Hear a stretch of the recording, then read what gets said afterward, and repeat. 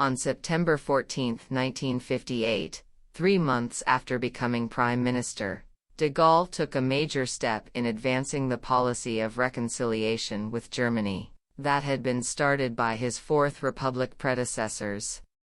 Ever since the 30 Years' War, each country had regarded the other as its hereditary enemy. In the 20th century alone, France and Germany had fought each other in 2 world wars. Implementing that tradition, de Gaulle, on his 1944 visit to Moscow, had advocated that a defeated Germany be broken up into its component states and that the Rhineland become part of France's economic domain. He submitted a similar plan to his European allies in 1945.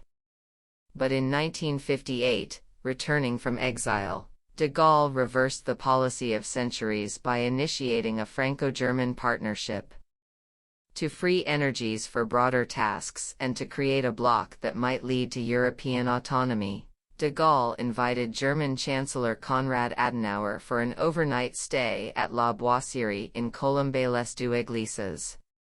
No other leader, foreign or domestic, was ever to receive a comparable invitation. When French ambassador to the United Kingdom Jean Chauvel suggested a parallel visit for Prime Minister Harold Macmillan, de Gaulle informed him boldly that Colombey was too small for an appropriate meeting. The courtesies extended to Adenauer, such as personally conducting him through the House, were emblematic of the importance de Gaulle attached to the new relationship. Another gesture extended to Adenauer, no less unique, was to hold their discussions without the presence of aides, and largely in German. Indeed, the etiquette of the whole meeting was skillfully orchestrated to appeal to the psychology of the guest and to allow 2 old men, both born in the 19th century, to feel at ease with each other in practicing traditional courtesies. Concrete agreements between them were neither proposed nor concluded. Instead, a mere 13 years after the end of the Second World War, de Gaulle sought to bring about a complete reversal of their countries' past relations. He did not propose a mutual obliteration of memories, many of which would necessarily remain. But, in place of centuries of hostility, he offered French support for the rehabilitation of Germany and its quest for a European identity.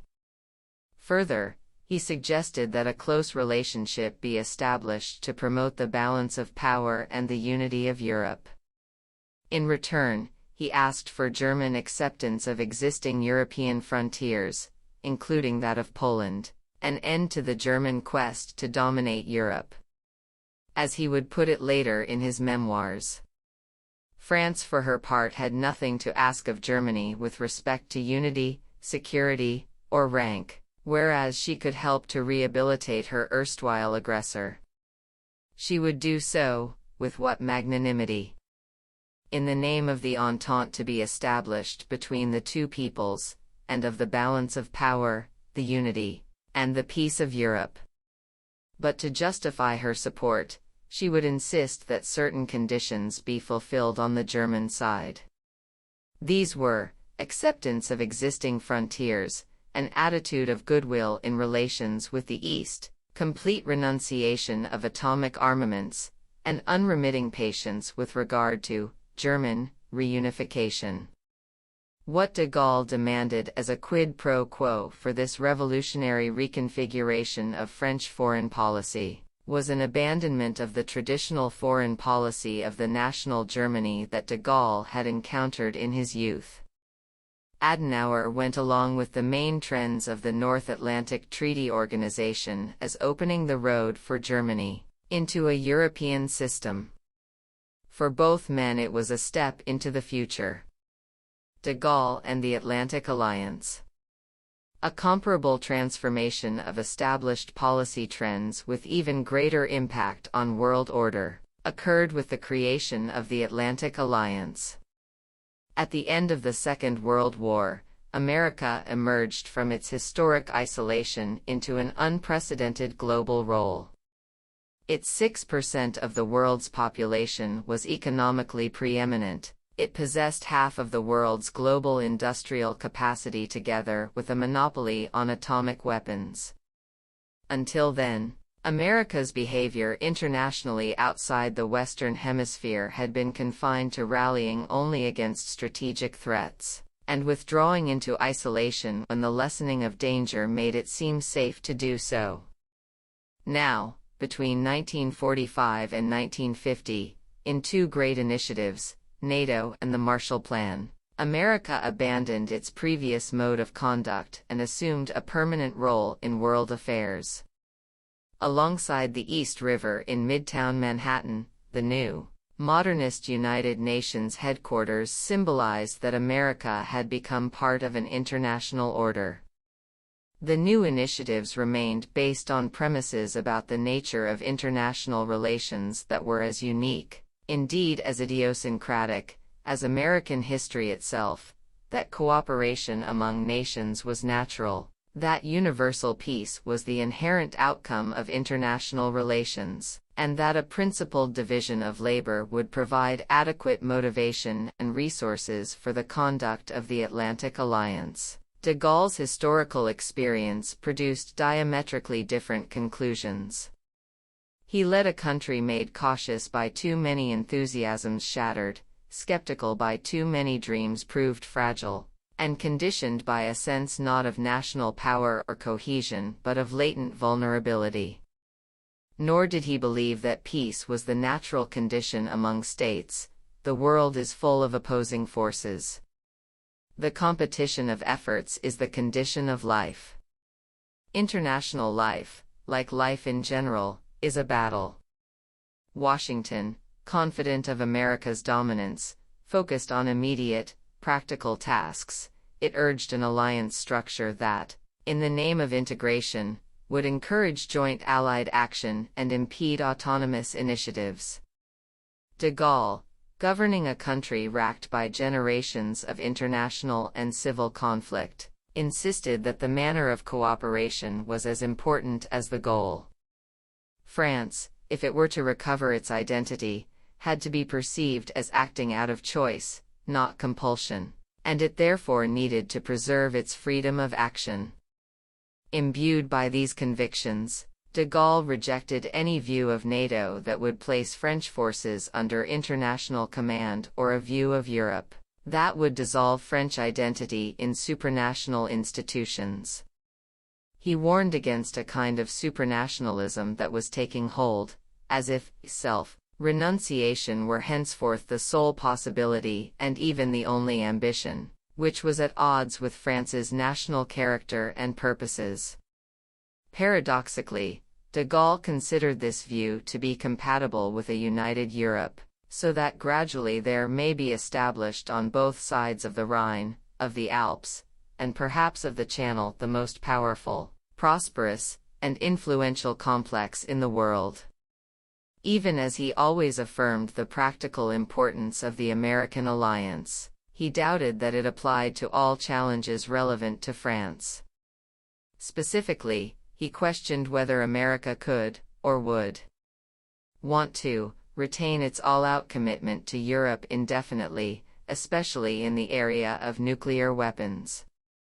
De Gaulle's assertive style resulted from a combination of personal confidence and historical experience, tempered by an awareness of the nightmare in which the unexpected had formed a central French experience. By contrast, American leaders, though personally modest in their conduct, based their own views on confidence in their mastery of the future.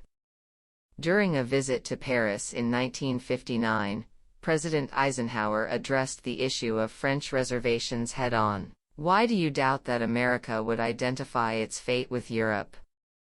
It was an odd question in light of Washington's conduct toward both Britain and France during the Suez Crisis a few years earlier. Avoiding the temptation to bring up Suez, de Gaulle reminded Eisenhower that in the First World War, America came to the rescue only after France had endured 3 years of mortal peril, and that America had entered the Second World War only after France had already been occupied.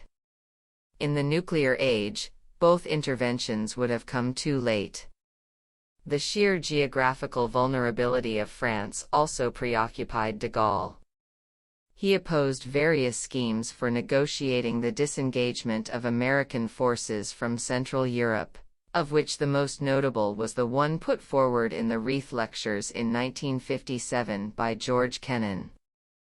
De Gaulle rejected any symmetrical withdrawal from the dividing lines in Europe because that would leave American forces too far away, and the Soviet army too near, if disarmament did not cover a zone which is as near to the Urals as it is to the Atlantic. How would France be protected? De Gaulle's assessment of the Soviet challenge was made explicit when, in 1958, Soviet Premier Nikita Khrushchev repeated an ultimatum threatening Allied access to Berlin. De Gaulle was adamant in refusing to negotiate under threat. With characteristic eloquence, he attributed the challenge to the Soviet domestic system. There is in this uproar of imprecations and demands organized by the Soviets something so arbitrary and so artificial that one is led to attribute it either to the premeditated unleashing of frantic ambitions, or to the desire of drawing attention away from great difficulties. This second hypothesis seems all the more plausible to me since, despite the coercions, isolation, and acts of force in which the communist system encloses the countries which are under its yoke, actually its gaps, its shortages, its internal failures, and above all its character of inhuman oppression, are felt more and more by the elites and the masses, whom it is more and more difficult to deceive and subjugate. On the basis of this assessment, de Gaulle was prepared to cooperate whenever, in his view, French and American interests genuinely converged. Thus, during the 1962 Cuban Missile Crisis, American officials were astonished by de Gaulle's all-out support for their forceful reaction to the Soviet deployment of ballistic missiles in the island nation. Indeed, his was the most unconditional backing extended to them by any Allied leader. When Dean Acheson, the former Secretary of State acting as special emissary of President Kennedy, confirmed an imminent move to blockade Cuba and offered him a White House briefing, de Gaulle declined on the grounds that when a great ally acts in an hour of need, that urgency is sufficient justification in itself. The Nuclear Directorate. Upon assuming office, de Gaulle accelerated the existing French military nuclear program. Within months, he inaugurated his Atlantic policy with a proposal to reorganize NATO on the issue of nuclear strategy. The United States had grave reservations about independent European nuclear forces in principle. In Washington's view, such forces were not needed and should be integrated into NATO plans and joint commands. They were treated as diversions from the conventional forces preferred by America. De Gaulle considered abstention from developing a major military capacity as a form of psychological abdication.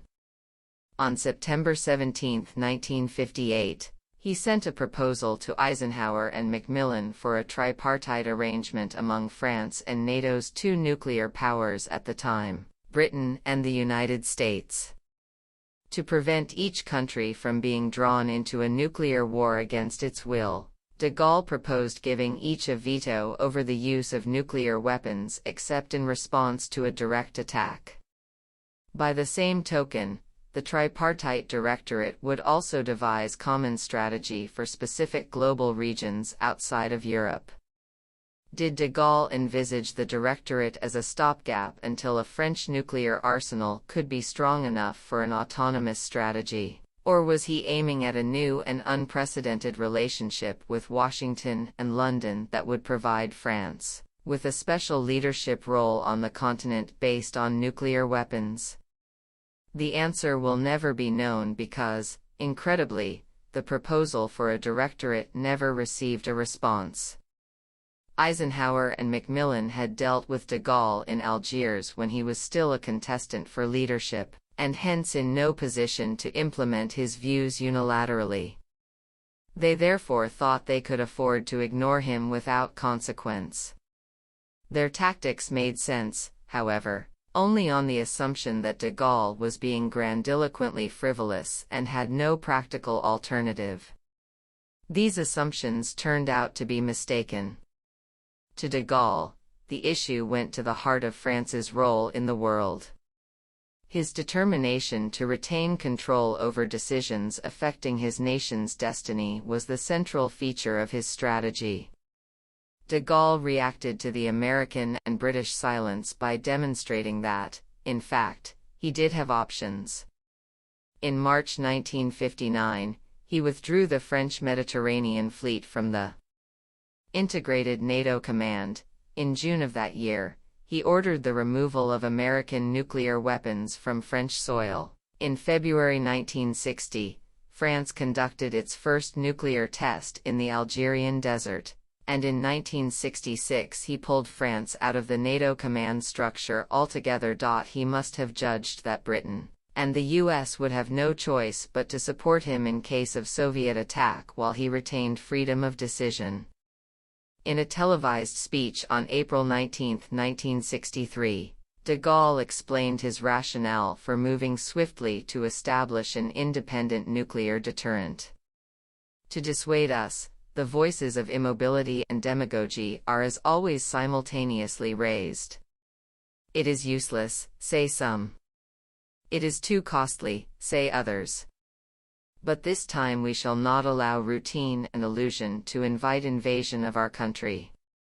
Moreover, in the midst of the strained and dangerous world in which we live, our chief duty is to be strong and to be ourselves. On August 24, 1968, France conducted its first thermonuclear, hydrogen bomb, test. It was now technologically a full-fledged nuclear power. Flexible response and nuclear strategy. In 1961, newly inaugurated President John F. Kennedy ordered a review of American defense policy. He was especially concerned with modifying the then prevalent doctrine of massive retaliation, first advanced by Eisenhower's Secretary of State John Foster Dulles, which proclaimed that the United States would resist aggression by means of overwhelming nuclear retaliation, at places of its own choosing. So long as the United States possessed a vastly superior nuclear arsenal, the doctrine held considerable plausibility, though even then questions were raised about the eventual American readiness actually to employ such weapons in every contingency. With the expansion of Soviet nuclear capability, the credibility of massive retaliation diminished. Allies concluded from their own hesitancy to use nuclear weapons that America would be similarly inhibited. At the same time, Britain, whose nuclear weapons were to be delivered largely by airplanes, feared that growing Soviet anti-aircraft defenses might jeopardize the British ability to retaliate. It therefore sought to acquire an American weapon then in the process of development, an air-launched standoff missile named Skybolt. At first, Kennedy overrode the resistance of his Secretary of Defense, Robert McNamara, who was opposed to autonomous nuclear capabilities in principle. Kennedy was soon to change his mind. The simultaneous operation of different autonomous forces seemed to him and, above all, to McNamara too dangerous, and he pressed Allied countries to phase out their nuclear forces altogether. In July 1962, McNamara made a statement opposing independent nuclear forces. Limited nuclear capabilities, operating independently, are dangerous, expensive, prone to obsolescence, and lacking in credibility as a deterrent. 130. Concerns over the utility of a British independent nuclear force had never previously been brought to the surface. The special relationship with America seemed to preclude autonomous nuclear actions by Britain. But in November 1962, McNamara cancelled the US-UK Skybolt program, ostensibly on technical grounds. In Britain, The cancellation of Skybolt was treated with outrage as eradicating its status as a nuclear power and as undermining Britain's special status among America's alliances. At a meeting in Nassau in December 1962, President Kennedy and Prime Minister Macmillan fashioned a compromise. The United States would offer assistance to Britain to build Polaris submarines, whose missiles would be able to overcome Soviet air defenses. The submarines would be put under NATO command but, in cases involving the supreme national interest, Britain could employ them autonomously. A similar arrangement was offered to France.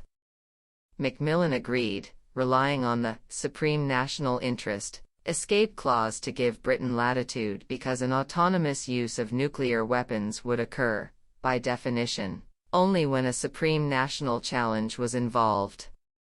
De Gaulle's reaction was quite the opposite. He treated the Nassau Agreement as an affront, all the more as it had been communicated to him publicly without any prior effort at consultation.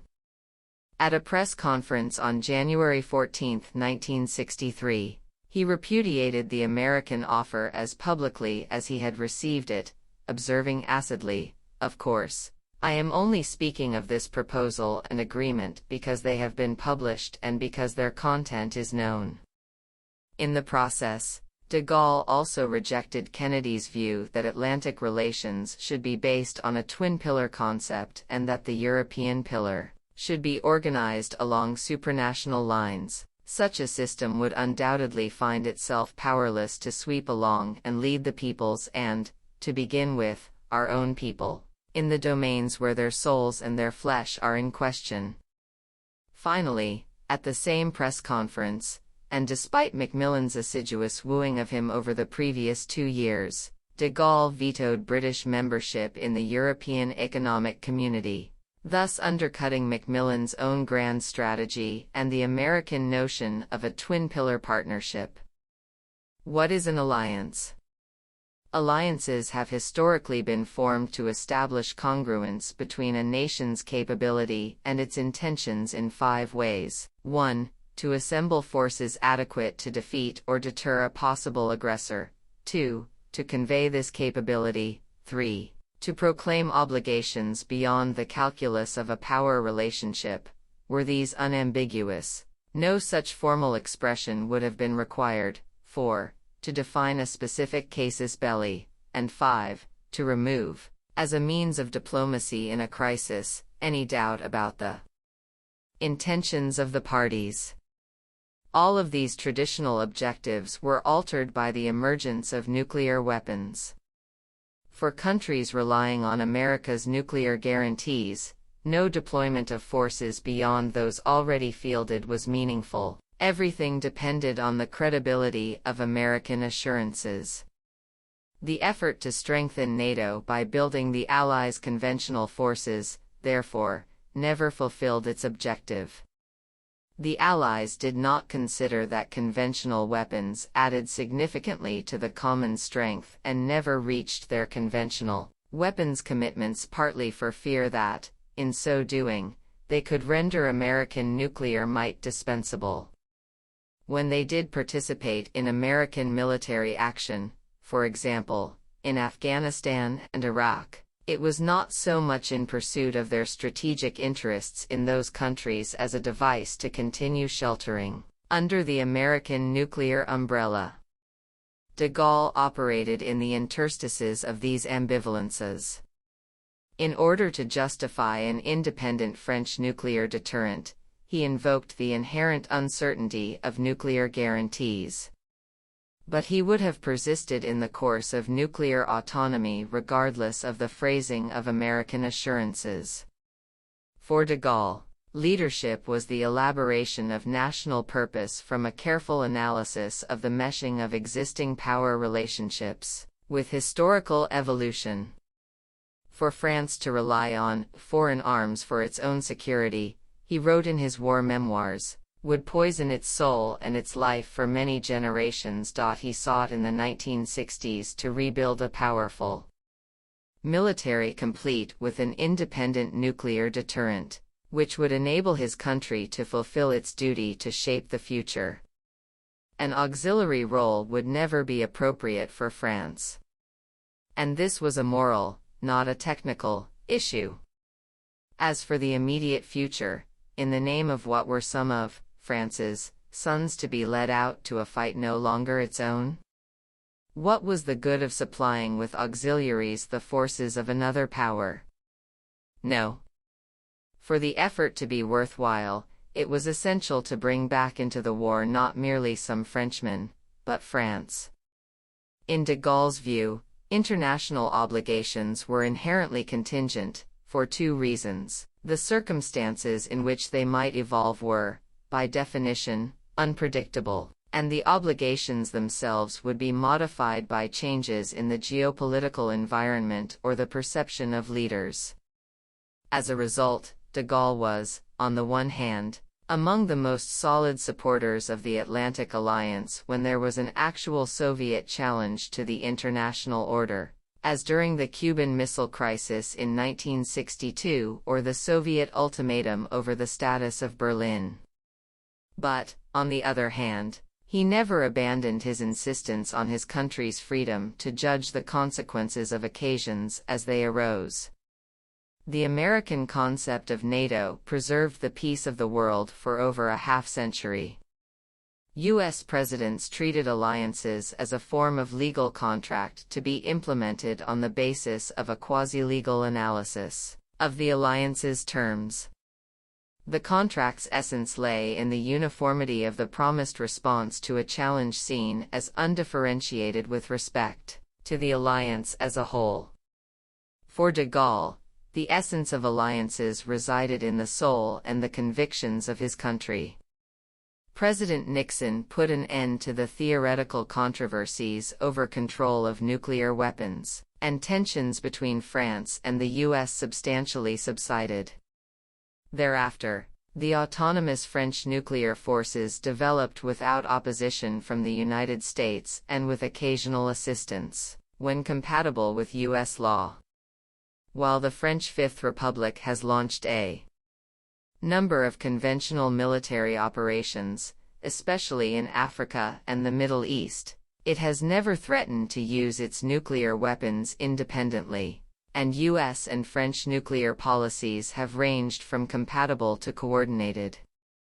Continuing on the path set by de Gaulle, France has preserved Gaullist autonomy of its nuclear strategy and close coordination with the United States.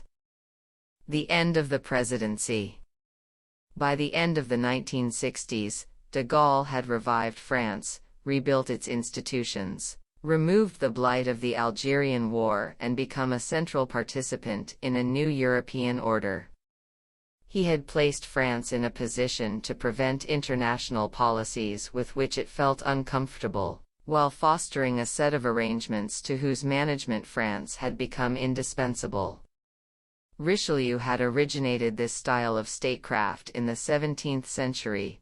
In the 20th, de Gaulle had revived it. After 10 years in the presidency, de Gaulle had achieved the historical tasks available to him and was left with the management of day-to-day events. But such mundane matters were not what had motivated his legendary journey. Observers began to detect the settling in of boredom, almost melancholy. In 1968, then-Chancellor of Germany Kurt George Kiesinger told me of a conversation in which de Gaulle hinted at a resignation. For centuries, we and the Germans have traversed the world, usually competitively, looking for a hidden treasure, only to find that there is no hidden treasure, and only friendship is left to us. Speculation began about another withdrawal from public life and a possible succession. But history would not permit de Gaulle's odyssey simply to peter out. In May 1968, a student revolt that grew into a general protest, one expression of a Europe-wide movement, consumed much of Paris. Students occupied the Sorbonne, where they festooned windows and columns with Maoist posters. They erected barricades in the Latin Quarter and engaged in street battles with police. Everywhere graffiti proclaimed the protesters' anarchic sensibilities. It is forbidden to forbid. Emboldened by the students, and sensing government dithering, the trade unions launched a nationwide strike. The end of the de Gaulle presidency seemed imminent.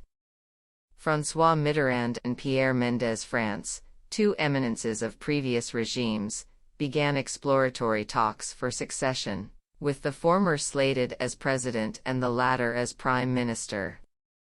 Prime Minister Georges Pompidou initiated negotiations with the protesters, though to what end, whether to arrange a transition or to replace de Gaulle, has never been clear.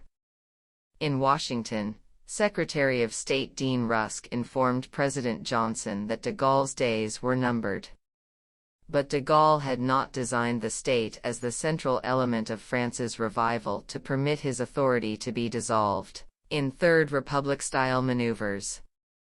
On May 29, a Wednesday, he suddenly left Paris with his wife and flew to Baden-Baden to meet with General Jacques Massu, commander of the French Cold War garrison in West Germany.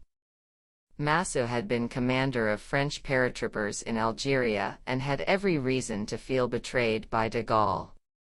Moreover, de Gaulle had actually dismissed him from his command for stating publicly that he would not automatically carry out the orders of the head of state.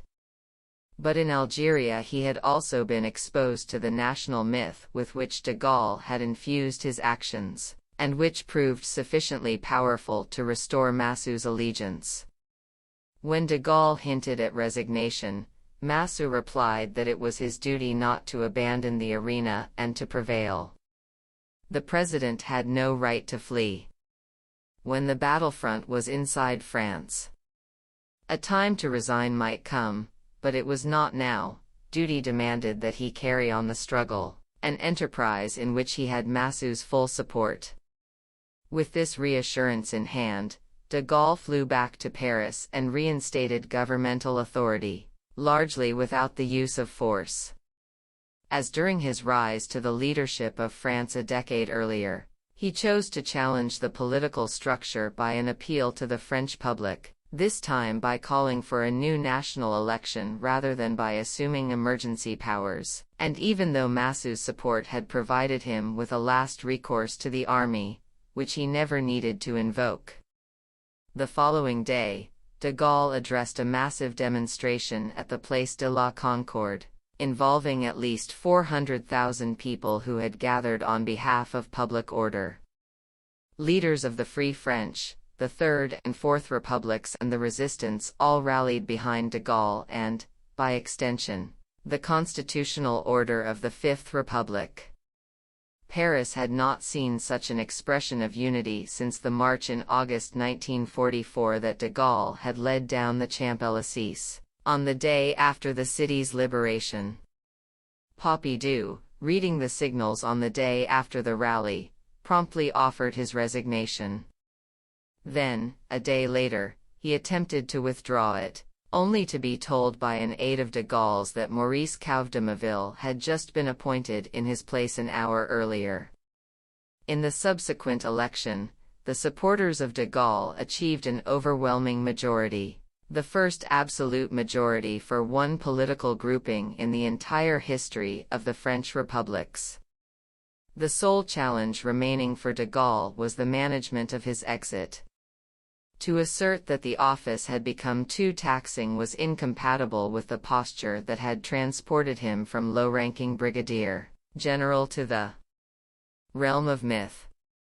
But retirement after political defeat was similarly incompatible with that myth. De Gaulle chose as his vehicle a technical issue. A national referendum had been called regarding two provincial reform measures that had for some time lingered on the legislative calendar. Though neither was of constitutional significance, de Gaulle announced a preference in the wording of each measure that was difficult to reconcile with the other. The referendum was scheduled for April 27, 1969, a Sunday. Before leaving for his regular weekend retreat in Colombey-les-Deux Églises, de Gaulle ordered that his possessions and papers be packed. De Gaulle announced from Colombey that he was resigning the presidency the day after losing the referendum, offering no explanation. He would never return to the Élysée Palace or make any public statement. When asked later why he had chosen these particular issues as the occasion for retiring from office, de Gaulle replied, "Because of their triviality." My last encounter with de Gaulle had occurred 4 weeks earlier in connection with the funeral of President Eisenhower, in March 1969. De Gaulle announced his intention to be present, and Nixon asked me to meet him at the airport on the president's behalf. He arrived around 8 p.m., which would have made it 2 a.m. Paris time. He seemed very tired. I informed him of a few technical arrangements Nixon had made to facilitate his travels, especially in arranging communications for him. I spoke in English, and he replied in English, which he employed on only the rarest occasions. "Please thank the President for how he welcomed me and for all the courtesies he has extended." There was no further conversation. The next day, de Gaulle spent an hour with Nixon and then attended a reception at the White House for foreign leaders and Washington dignitaries, attending the funeral. Some 60 heads of state and prime ministers were present, along with members of Congress and other American leaders.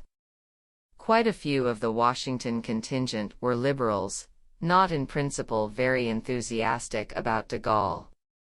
When the reception was already well underway, de Gaulle arrived in the uniform of a French brigadier general. His presence transformed the character of the event. A scene of scattered groups engaged in random interchanges drew into a circle around de Gaulle, prompting my remark to an aide that I hoped de Gaulle would not move to a window lest the whole room tip over. He seemed to respond to comments and questions politely but with a minimum of commitment. He had come to pay the respects of France to Eisenhower, not for the purpose of chit-chat.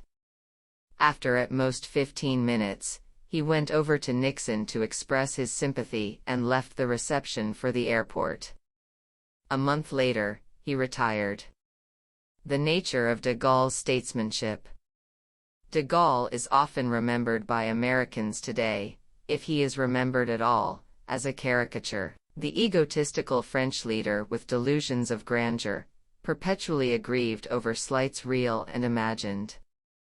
As often as not, he was a thorn in the side of his peers. Churchill occasionally raged about him. Roosevelt schemed to marginalize him. In the 1960s, the Kennedy and Johnson administrations constantly feuded with him, believing his policy was chronic opposition to American goals. The criticisms were not without foundation. De Gaulle could be haughty, cold, abrasive, and petty.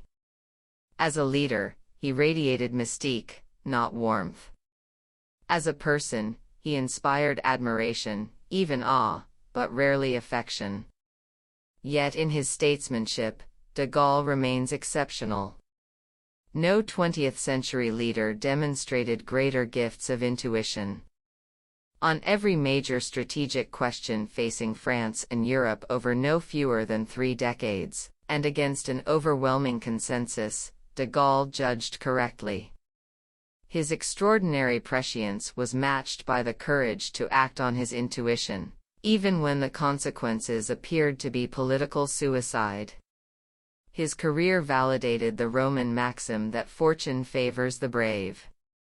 As early as the mid-1930s, while the rest of the French military was wedded to a strategy of static defense, de Gaulle grasped that the next war would be decided by motorized offensive forces. In June 1940, when almost the entire French political class concluded that resistance to the Germans was futile, de Gaulle made the opposite judgment, that sooner or later the United States and the Soviet Union would be drawn into the war, that their combined strength would eventually overwhelm Hitler's Germany, and that the future therefore lay on the side of the Allies. But, he insisted, France could play a role in the future of Europe only if it restored its political soul. After the liberation of France, he again broke with his countrymen, recognizing that the emerging political system was not equal to the challenge. He therefore refused to continue at the head of the provisional government, abruptly resigning from the paramount position that he had so carefully carved out during his wartime service. He withdrew to his home in Colombey-les-Deux-Églises, in the expectation that he would be summoned back if the political paralysis he predicted came to be. That moment of opportunity took 12 years to arrive. Amid a looming civil war, de Gaulle engineered a transformation of the French state which restored the stability that had been missing throughout his lifetime. Simultaneously, for all his nostalgia about France's historic glories, he ruthlessly amputated Algeria from the body politic, having concluded that its retention would be fatal. De Gaulle's statesmanship is singular. Relentless in its commitment to the French national interest, transcendent in its legacy, his career produced few formal lessons in policy making, no detailed guidance to be followed in specific circumstances. But the legacy of leadership needs to be inspirational, not solely doctrinal. De Gaulle led and inspired his followers by example, not by prescription. More than a half-century after his death, French foreign policy can still adequately be described as Gaullist. And his life is a case study in how great leaders can master circumstance and forge history. De Gaulle and Churchill compared. The opening chapter of this book contains reflections on categorizing great leaders as either prophets or statesmen. The prophet is defined by his vision, the statesman by his analytical ability and diplomatic skill. The prophet is in quest of the absolute, and for him compromise can be a source of humiliation. For the statesman, compromise can be a stage on a road made up of comparable adjustments and accumulations of nuance, but guided by the vision of the destination. De Gaulle defined his goals in the visionary mode of the prophet, but his execution was in the mode of the statesman, steely and calculating. His style of negotiation was to act unilaterally to create a fait accompli and to conduct negotiations primarily over modifications of his purposes, not their alterations. He adopted this style even toward Winston Churchill, on whom he was totally dependent in 1940 for financial and diplomatic support and to whom he owed his position and his continuation in office. It was one measure of Churchill's greatness to have recognized de Gaulle's ability immediately upon the latter's arrival in England, without resources, arms, constituency, or even language, and to have accepted him as leader of the Free French, then existing as a political force primarily in the imagination of this one Frenchman. He soon learned that that vision embraced a memory of centuries of militant rivalry between their two nations, and that de Gaulle considered British dominance in theaters adjacent to Europe, such as the Middle East or Africa, as regrettable, even offensive. Nevertheless, and despite their occasionally serious conflicts, Churchill stood by de Gaulle on the key issues. Without his support, de Gaulle could not have survived the opposition of Roosevelt, which continued up to the gates of Paris. Churchill supported the formation of the Free French as a vestige of his seminal and romantic experience of the French-British alliance in the First World War, which had culminated in Britain's offer to formally merge the two states as France stood at the edge of disaster in the Second. Churchill maintained and strengthened this commitment as de Gaulle evolved from a convenience to greatness. Both of these giants of leadership possessed unusual analytical gifts and a special sense for the nuances of historical evolution, yet they have left different legacies and drew from different wellsprings. Churchill grew out of participation in British politics. Like de Gaulle, he understood his times and prospects better, and ran greater risks, than almost all his contemporaries. Because his vision outpaced his nation's understanding, he had to wait for highest office until the challenges faced by his contemporaries would confirm his foresight. When his hour at last arrived, he was able to lead his people through their direst period by his character, which attracted both respect and affection, but also because he saw the effort they were impelled to make as part of a continuum with British history, which he was able to evoke with unique mastery. He became the symbol of their endurance and triumph. While Churchill viewed his leadership as enabling the British people to flourish and to culminate in their history, de Gaulle conducted himself as a singular event destined to lift his people toward an eminence that had been importantly dissipated. Defiantly out of joint with the times in which he lived, de Gaulle strove for consensus by proclaiming the moral and practical importance of a vanished grandeur. He appealed not so much to a historic continuum as to what had been, centuries earlier, and might again be. By this narrative, he helped France recover from its downfall and then led it to a new vision of itself. As André Malraux described him, he was a man of the day before yesterday and the day after tomorrow. In the 17th century, Richelieu had devised the policy of a great state, but did so on behalf of a king whom he needed to persuade of the correct course. De Gaulle had to define the vision while he was in the process of implementing it, and it was the French people whom he had to convince at distinct stages. His statements do not therefore have the character of maxims, they are designed less to direct than to inspire. And he always referred to himself in the third person, as if his views were not his own but were to be perceived as expressions of destiny. Though both Churchill and de Gaulle saved their societies and peoples, there was a fundamental difference in their styles of leadership. Churchill reflected the quintessence of British leadership, which is based on a high but not exceptional level of collective performance out of which, with good fortune, an exceptional personality can appear at a moment of great necessity.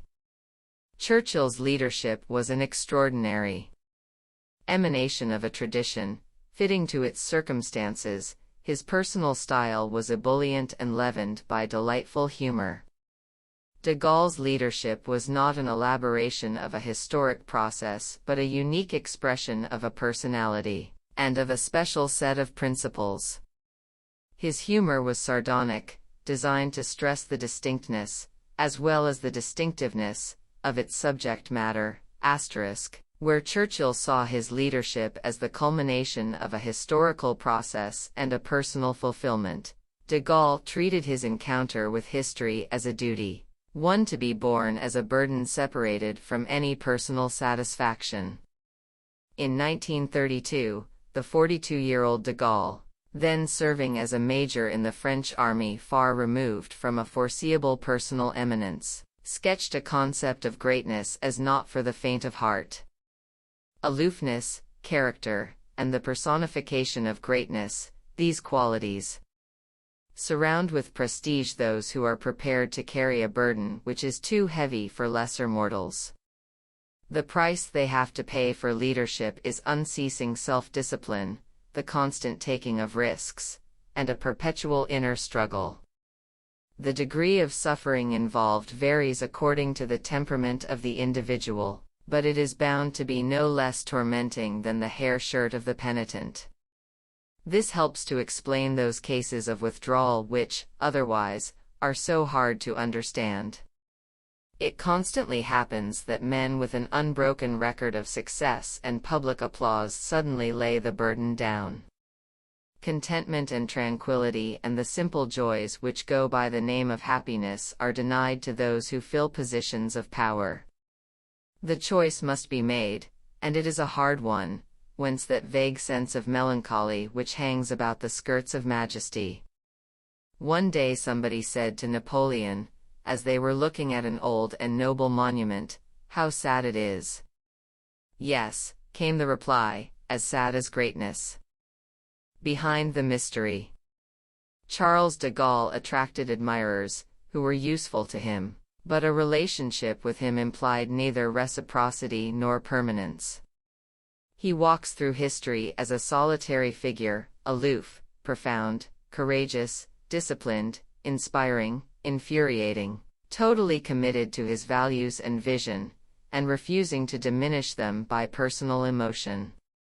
While a prisoner of war in Germany in the First World War, he wrote in his diary, "One must become a man of character.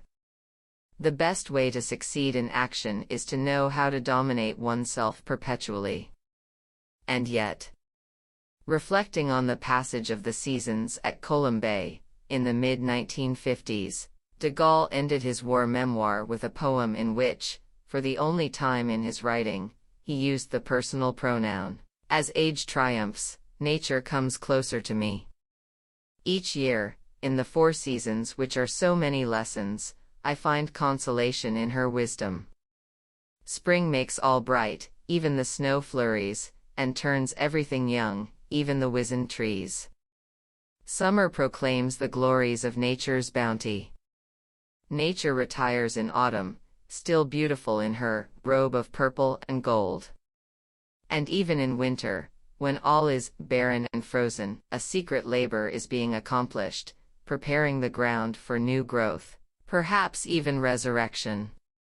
Old earth, worn by ages, racked by rain and storm, exhausted yet ever ready to produce what life must have to go on. Old France, weighed down with history, prostrated by wars and revolutions, endlessly vacillating from greatness to decline, but revived, century after century, by the genius of renewal.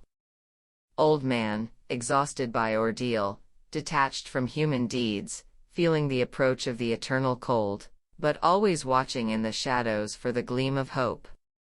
De Gaulle's seemingly impenetrable armor masked a deep reservoir of emotion, even gentleness, which we can see most clearly in his relationship with his disabled daughter Anne. And had Down syndrome, but Charles and Yvonne de Gaulle elected to raise her in their home, defying the contemporary practice of sending disabled children away to grow up in a psychiatric hospital. A photograph from 1933 captures the tenderness of their relationship. De Gaulle and Anne are seated on a beach, he aged 42, dressed in a dark 3-piece suit and tie with a top hat lying at his side, in uniform even in civilian clothes, and she in white beach clothes. They appear to be playing patty cake. And died of pneumonia in 1948 at the age of 20. Without Anne, maybe I never would have done what I did. She gave me the heart and the inspiration, de Gaulle later divulged to his biographer Jean Lacouture. After her death, he carried a framed picture of her in his breast pocket for the rest of his life. De Gaulle died of an aneurysm less than 2 years after resigning the presidency, on November 9, 1970, at La Boissière. He was, most appropriately, playing a game of solitaire. He was buried beside Anne in the parish churchyard of Colombey-les-Deux Églises.